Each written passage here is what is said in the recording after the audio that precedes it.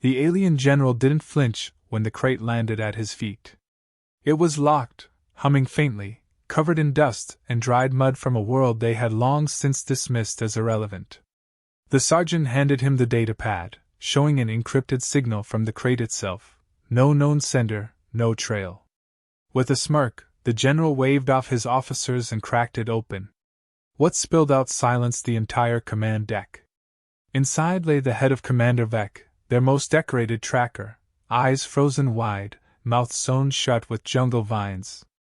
Clenched between his teeth was a blood-stained scrap of Earth military cloth, and scribbled across his forehead in dark red strokes. Send more. 12 hours earlier, the elite kill team had joked all the way down. 5 dropships launched from the orbiting warcruiser Drauvash, carrying 7 of the Dominion's finest, specialists in infiltration, bio-tracking, subatomic sensing, cloaked engagement. They were built to erase things from existence. Earth was supposed to be a cleanup operation. Recon drone reports confirmed one single life form on the surface. Not a bunker. Not a battalion. Just a human. The Dominion's highest command found it amusing, almost insulting to their warriors. But policy dictated no loose ends in war sectors. So they deployed the best, like cracking a walnut with a missile. The kill team leader, Commander Vec, was a towering brute wrapped in exoskeletal armor laced with psionic threads. He sharpened a blade against his thigh armor while the others bantered. One of them, Cross, the youngest, mocked the mission on a private frequency, projecting holograms of human stick figures being vaporized. Maybe this one hides in a treehouse, he joked, or teaches jungle yoga to ghosts. As they landed, the illusion of safety cracked immediately. The jungle didn't look like the feeds. It was denser, darker, alive in a way that made their thermal sensors stutter. Roots pulsed slightly underfoot. A strange humidity clung to their helmets, not natural. Their HUDs glitched in cycles. The data corrupted itself, showing false positives, then empty voids. Vec ordered a scanlock reset. The terrain refused the order. They moved in a spread formation toward the last known ping of the human. No sign of civilization. Only ruins partially buried under vines and moss, remnants of some old Earth command post, collapsed and forgotten. A rusted human helmet hung from a spike. The words scratched into it in English. Still here. Within the first hour, they lost Growl. No one saw it happen. One moment he was in formation, the next, static. When the squad reached his last ping, only his left boot remained, still smoldering, nailed into a tree with what looked like a sharpened piece of rebar. A bone fragment lay beneath it. The message was clear. It wasn't a trap. It was a welcome. Vec remained calm, deploying scout drones in all directions. 3 were immediately taken out. One blinked briefly before shutdown, showing what looked like a blur of movement through the foliage. But the trees moved too, swaying in response, like they were shielding something. By nightfall, tension cracked through their ranks. The jungle was too quiet. No animals. No wind. Their suits began acting up, internal temperatures fluctuated, vitals misread. One soldier, Ravix, began hallucinating. She screamed about footsteps behind her. When the others turned, nothing was there. A moment later, her helmet came cut off with a sharp static burst. Her body was never found. Commander Vec rallied the remaining 4 into a defensible position. They activated motion sensors, proximity mines, and placed a beacon flare to signal for extraction. Then, just before midnight, a noise echoed through the trees. Something scraping metal. They froze. The mines didn't trigger. No alerts. Just a slow dragging sound, like a crate being pulled across roots. Then came the laughter. Human laughter. Dry, raspy, low. It rose into a broken cough, then faded into silence. By morning, the crate sat in the middle of their camp. None had seen it arrive. No footsteps. No trail. Vec circled it. His neural link confirmed what he already feared. It was Dominion issue. But it had no transmitter, no biosignature. And it reeked of rot. They opened it. Inside was the severed head of Growl. His face was twisted in a rictus of agony.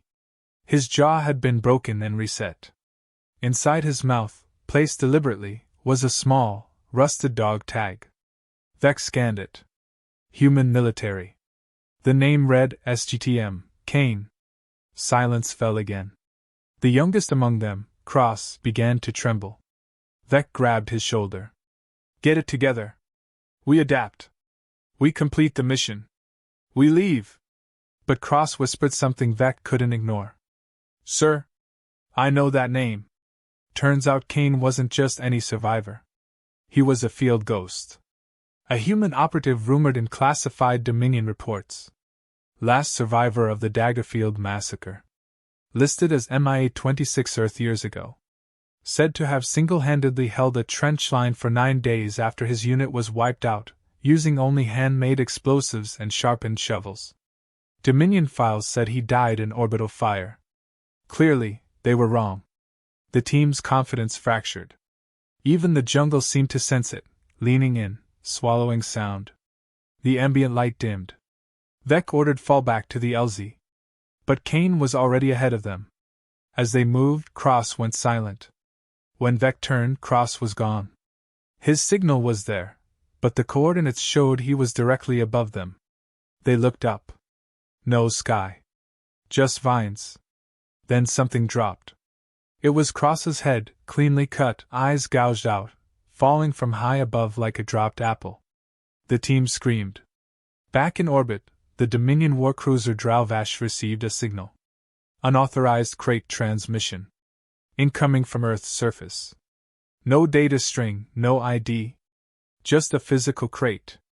Security bots scanned it. No explosives.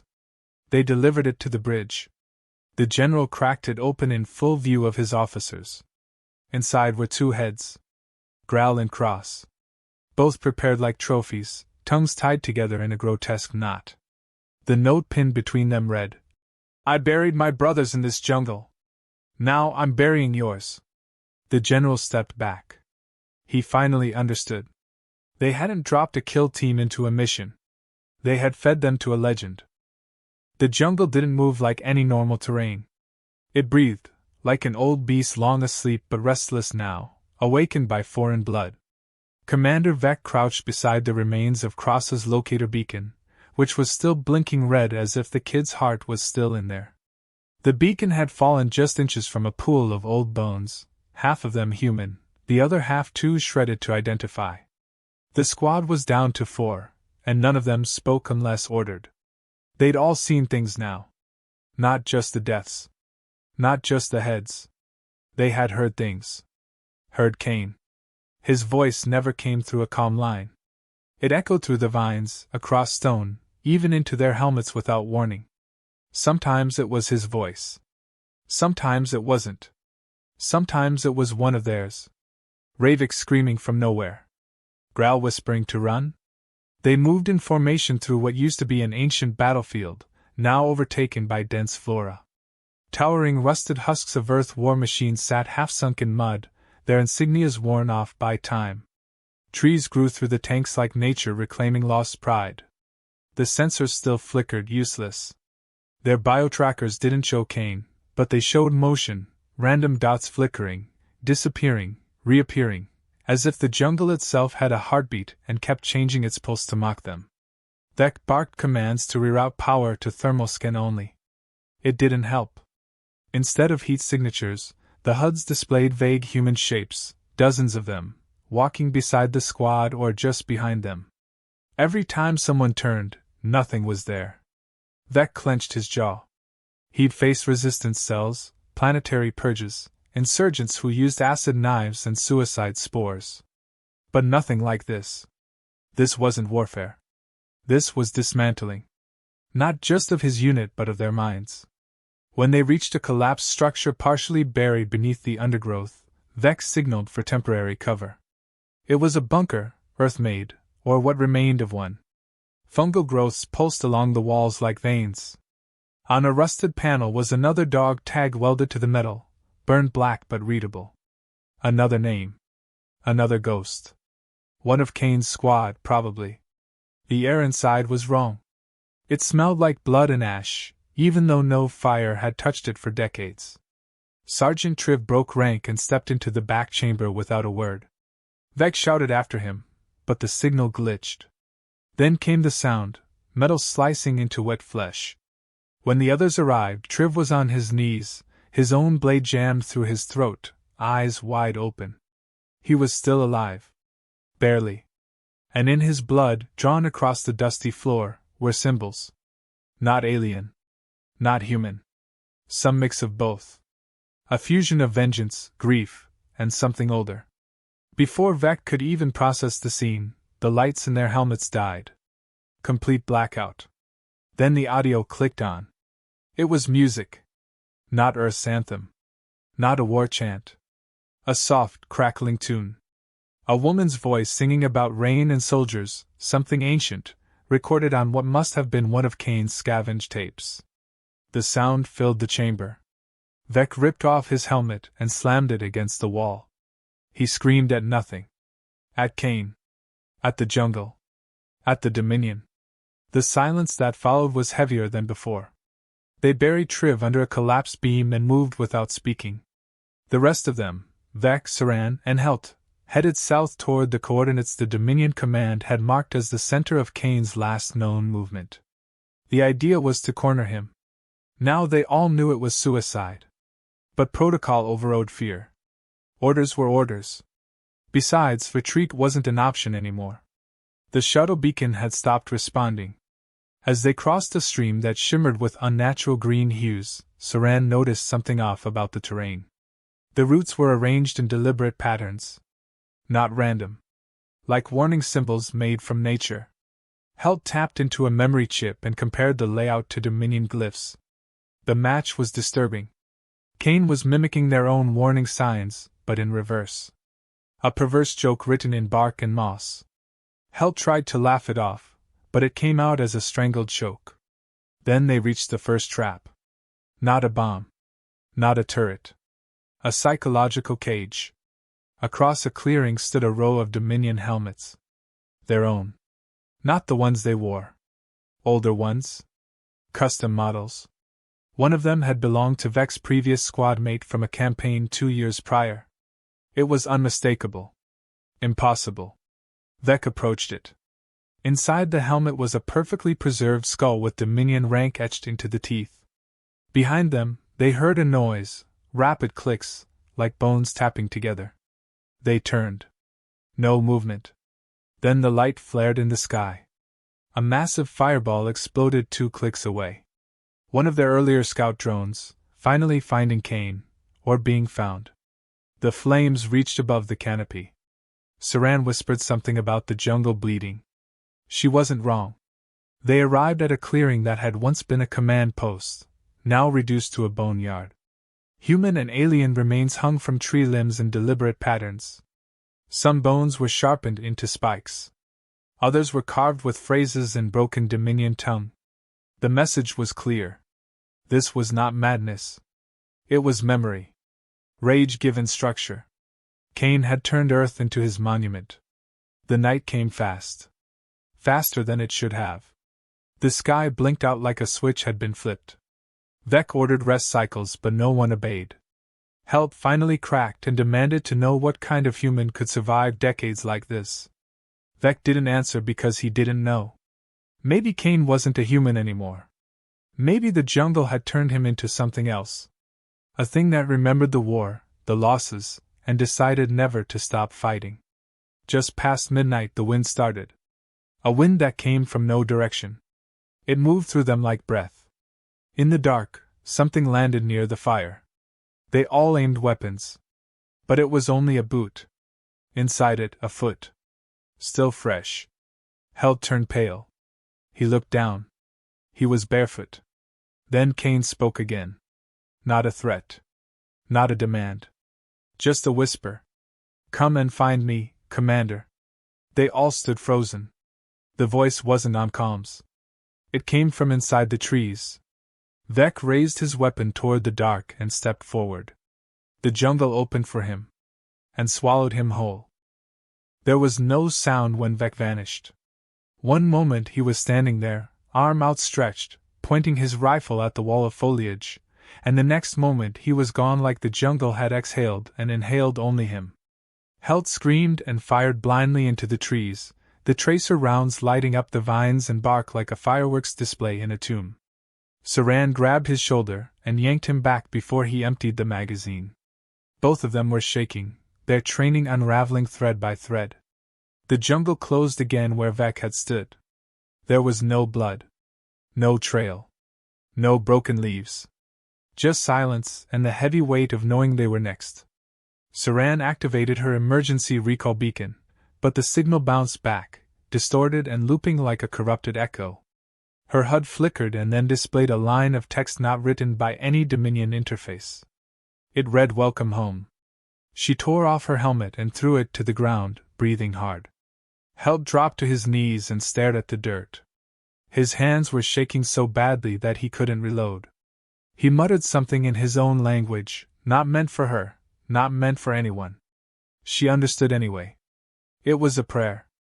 The kind soldiers whispered when no one was supposed to make it out. They couldn't stay there. They both knew it. The jungle didn't wait for fear to wear off. It fed on it. They moved without a word, relying only on instinct now. The old instincts. The kind not taught in academies or war rooms but learned in the pit, on backwater death moons and failed campaigns. The kind where survival meant shutting your mouth, keeping low, and always expecting pain. The path was narrow and twisting, carved not by animals or weather but by intention. Human-made. Or Cain-made. There was no difference anymore. They followed what looked like a dried-up creek bed, littered with the bones of small animals. But every few meters, there was a human boot, or a rusted belt buckle half buried in the dirt. Signs that others had come this way before. Signs that none of them had made it back. Still, it was better than staying in one place. Better than waiting for Cain to come to them. Because he always did. He didn't attack when they moved. He waited for them to stop. Eventually, they reached what could only be described as a kill garden. A clearing littered with metal fragments, shattered gear, Dominion armor peeled open like fruit skins. Some had blood. Some had none. All of them were arranged in patterns. Not artistic. Ritualistic. And in the middle was a pole, a long steel rod stabbed into the ground, holding a single helmet. Dominion issued. Cracked, scorched, and with something inside. Saran approached carefully, raising her weapon. Helt hung back, muttering again. The air smelled like copper and old engine oil. She knocked the helmet off the pole with her rifle. It clattered to the ground and rolled. A human skull rolled up with it, perfectly clean. No flesh. No decay. But inside the skull, carved into the bone with absolute precision, were coordinates. Dominion script. Her eyes widened. Cain had learned their language. Their systems. Their codes. And he used it now like a blade. She scanned the coordinates and immediately regretted it. They pointed to their current position. Not a destination. A marker. A gravestone. Helt snapped.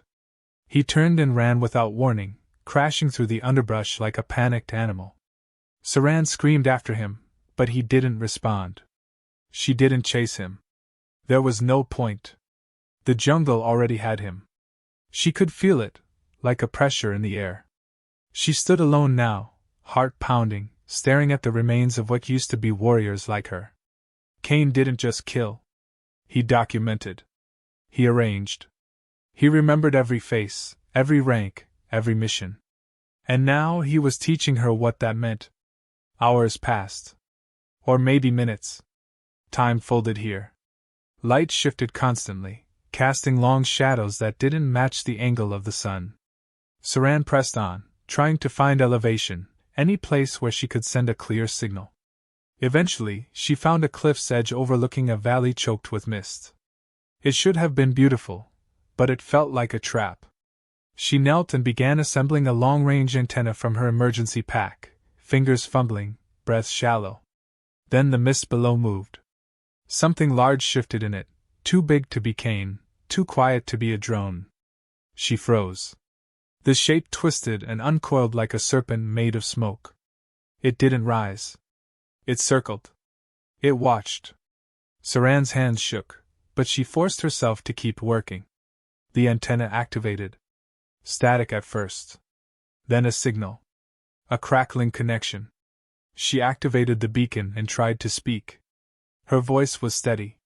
"This is Sergeant Saran of Kill Team 11. Operation Ghost Reaper. The target is not alone. Repeat. The target is not human anymore. Request immediate extraction. High threat priority. Coordinates transmitting." There was silence. Then a voice returned. Not Dominion. Not Kane's. It was hers. Her own voice on repeat. "This is Sergeant Saran of Kill Team 11. Over and over." She shut it down. The signal wasn't going anywhere. Kane was jamming her with her own words, replaying her fear like a broken record. She stood and turned, and he was there.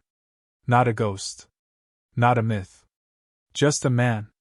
Covered in mud, vines woven through his armor like a second skin. His eyes were gray and empty, like all the fire had burned out long ago and left only the ash. He didn't raise a weapon. He didn't need to. Saran froze, knowing that if she moved, she'd die. But he didn't strike. He just stared at her. Then he said one sentence. "You never looked at the sky." She blinked. He stepped back and disappeared into the jungle. Confused and shaking, Saran turned her eyes upward for the first time. Above the mist, hovering silent in the clouds, was a Dominion transport ship. Not theirs. It was Kane's. An old war relic, stolen, patched, hidden. Orbiting above the jungle this whole time. She fell to her knees, realization crashing into her like gravity. They hadn't been hunting Kane. He had brought them here. He had orchestrated everything. They were already inside his cage. And the jungle was just the first layer. There was no Chapter 44 in the original story structure. The story is designed as a 6-chapter narrative, and you've already asked for chapters 1 through 3. If you meant Chapter 4, I'll continue the story accordingly with 1,000 words in that next part. Assuming that's what you intended, here is Chapter 4. The jungle did not wake them. It never truly slept. Saran lay curled under a slanted rock ledge, half covered in moss, her eyes open the whole night, though her mind drifted somewhere between memory and nightmare. Her helmet sat beside her, cracked and useless now, its interface overridden with Kane's looping messages. At some point in the night someone, or something, had left a strip of cloth beside her. Earth military gray, decades old, blood-soaked and folded into a perfect triangle. She didn't scream. She didn't run. She just stared at it until the sun rose in thin beams through the canopy like spears through a cathedral ceiling. She was the last. There was no one left to check in with. No chain of command. No protocol. Just her and Kane's world. And Kane didn't run by orders. He ran by memory. Revenge. And something deeper. Something that pulsed through the trees and the soil like a spirit unwilling to rest. Saran stood slowly, bones aching, mind brittle, and forced herself to keep moving. Not toward an escape. There wasn't one. But towards something that might look like an answer. She followed the remnants of an old trench line, half collapsed and overgrown, but unmistakably human in origin. Along the sides were carvings in the wood, initials, slashes for kill counts, prayers in different languages. At the end of the trench stood a tree far taller than any in the jungle. Blackened. Dead. But still upright, its trunk wider than a shuttle. It had no leaves. No branches. But it held heads. Scores of them. Old. New. Human. Alien. Some still recognizable. Some hollowed out like shrines. She stepped closer. The air shifted. It wasn't decay she smelled. It was gunpowder and sweat. The scent of war kept fresh by rage alone. One head, mounted at the center, had a Dominion commander's insignia nailed into its forehead. She recognized him. High Marshal Terex. He had disappeared a year ago during the pacification of Earth's final colony holdout. Now he stared at her through empty sockets, his jaw wired open in an eternal scream. Around his neck was a chain holding a small data pad. Against every ounce of instinct, Saran took it. The pad powered up. No encryption. No interface. Just a single file that opened automatically. A video feed. Shaky. Low resolution. It showed Kane, younger, covered in blood, holding the camera close to his face. His expression was calm, almost gentle. Behind him were rows of body bags and fire-lit fog. They came here to erase us. They took our sky, our names, and our dead. But the ground never forgot. It drinks their blood too, now. The feed cut out. Saran stood in place, numb. This wasn't just a soldier gone rogue. This wasn't even vengeance anymore. It was legacy. Kane had built something out of nothing. A shrine to the fallen.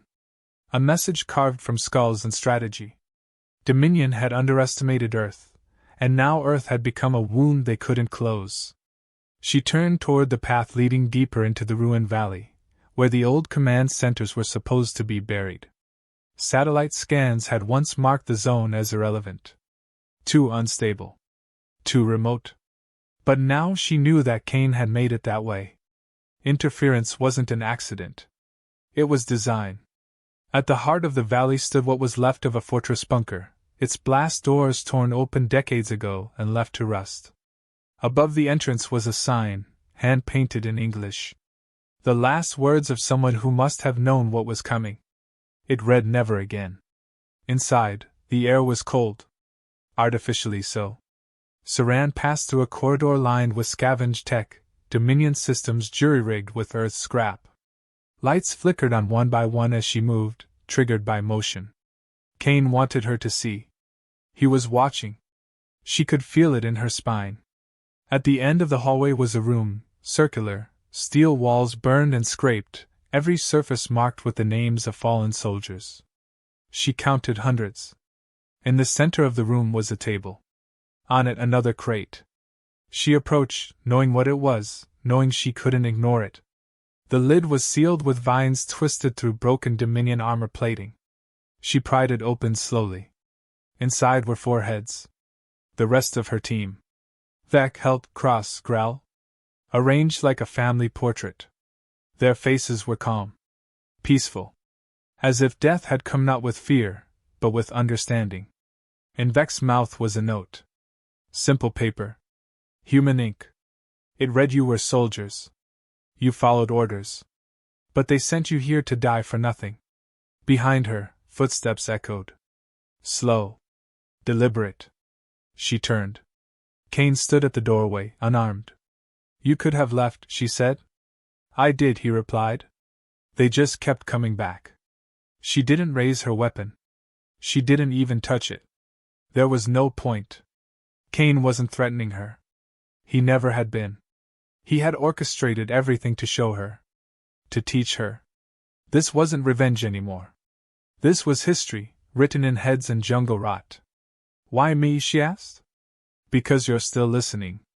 He walked past her, approached the crate, and gently closed the lid. Then he placed a Dominion flag on top of it, folded in the old Earth style.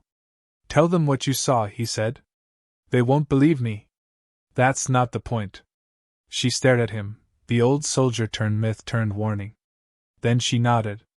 Kane disappeared into the dark corridors behind the war room, footsteps fading like memory. Saran left the way she came, but slower now, eyes on the ground, noting the names carved into the steel. Not just humans. Not just Earth. Dominion names too. Ones that never came back. Outside, the wind shifted. The jungle remained still, but the silence had changed. It no longer felt like a trap. It felt like a grave. A sacred one. And she was its last witness. The Dominion command ship hovered in low orbit, silent and grim. No news signals came from the surface. Every attempt to re-establish contact returned static or garbled echoes, most of them looping fragments of their own soldiers' voices twisted into mockeries. On the bridge, High Strategist Val Kazan stood before the main display, eyes fixed on the pulsating red blotch marking the last known coordinates of Kill Team 11. 7 operatives. Elite. Trained in adaptive tactics, psychological warfare, and bioterrain manipulation. And all of them gone. What they received instead were crates. Marked. Decorated. Broadcasted with horrifying precision. He paced, the bridge quiet under the weight of failure.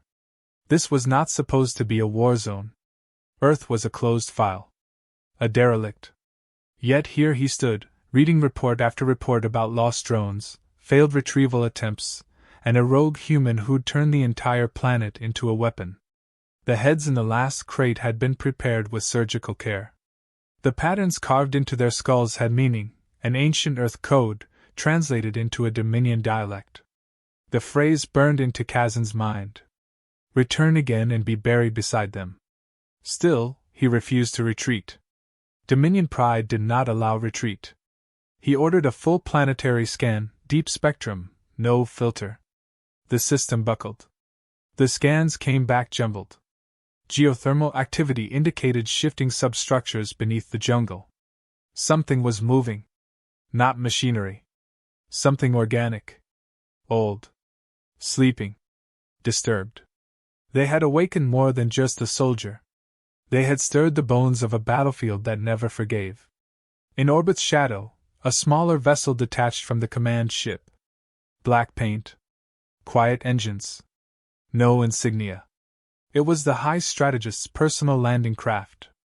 Inside, he stood in full command armor, flanked by 2 hand-picked enforcers, both silent and bred for brutality. Kazan didn't trust a new squad. He didn't need one. He needed clarity. To walk the jungle himself. To see the face of this Kane and drag him from whatever hole he called a grave. They landed near the remains of the fortress bunker, guided by the last known ping from Saran's emergency beacon. The jungle greeted them with the same deceptive quiet that had fooled every other landing party. Birds chirped somewhere in the canopy, but it was off rhythm. Repetitive. A loop. A recorded decoy. Kazan knew it the moment he heard it. Kane had layered deception into nature itself. They walked in a tight triangle formation, weapons drawn but low. Kazan observed everything. The cut of vines, the bend in the trees, the subtle signs of human traps woven into natural shapes. One of his enforcers stepped too close to a patch of leaves and triggered a wire. It didn't explode. It simply dropped a bundle of skulls from above, human and Dominion alike, wired together to rattle and clack against each other in a sickening chorus. The enforcer paused, jaw tight, but said nothing. Then came the laughter. Not loud. Not mocking. Just soft, like someone remembering a joke too painful to tell again. Kazan turned, and Kane was standing there. Not hiding. Not aiming. Just watching. You came down yourself, Kane said, voice calm as rain. You should have left the crates unopened, Kazan replied. Kane smiled without humor. That's the problem with you. Always wanting the last word, even when your throat's already been cut. Kazan raised his rifle. Kane didn't flinch. He stepped backward into the tree line, and the jungle swallowed him like smoke. The enforcers moved fast, splitting in opposite directions. Kazan stayed on the trail. He wasn't here for sport. He was here to finish something. They reached the blood tree an hour later. The heads were still there, still arranged. Only now there was a new addition at the base of the trunk. A Dominion flag torn and soaked in mud, pinned down by a severed Dominion gauntlet holding a small audio player. Kazan bent down and pressed play. The voice wasn't Kane's. It was someone else. An old soldier, maybe? A recording from a time before. They send us here to die quiet. So we screamed instead. The recording ended. Behind him, one of the enforcers cried out. It was quick. Gurgled. Kazan spun around, weapon ready, but saw only trees and shadows. The other enforcer was gone too. No signal. No sound. Just like the rest. Kane's voice returned, this time from everywhere. Do you even remember why you invaded this planet? Kazan gritted his teeth. We do not explain ourselves to ghosts. Then he walked into the clearing ahead. At the center stood an old transmission tower, long defunct. Kane stood beside it, leaning against the support beam like a man waiting for a bus.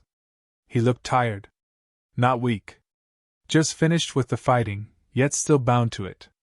"You're not here for war," Kane said. "You're here because you can't let go. You need it to mean something."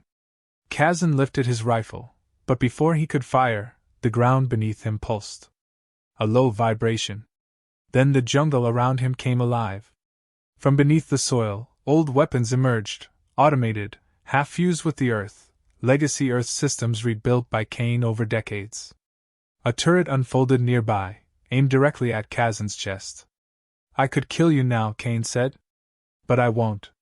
Kazan sneered. "You think you've won." Kane stepped forward. "I didn't win.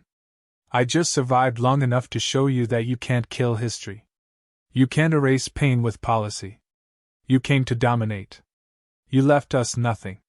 So I made something from that nothing. A warning. A wall. A graveyard with rules."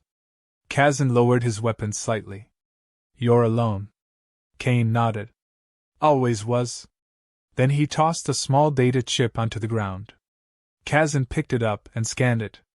It contained every kill report, every Dominion atrocity, every name buried without a marker. Dossiers Kane had collected. Compiled. Preserved. "Leave this planet," Kane said.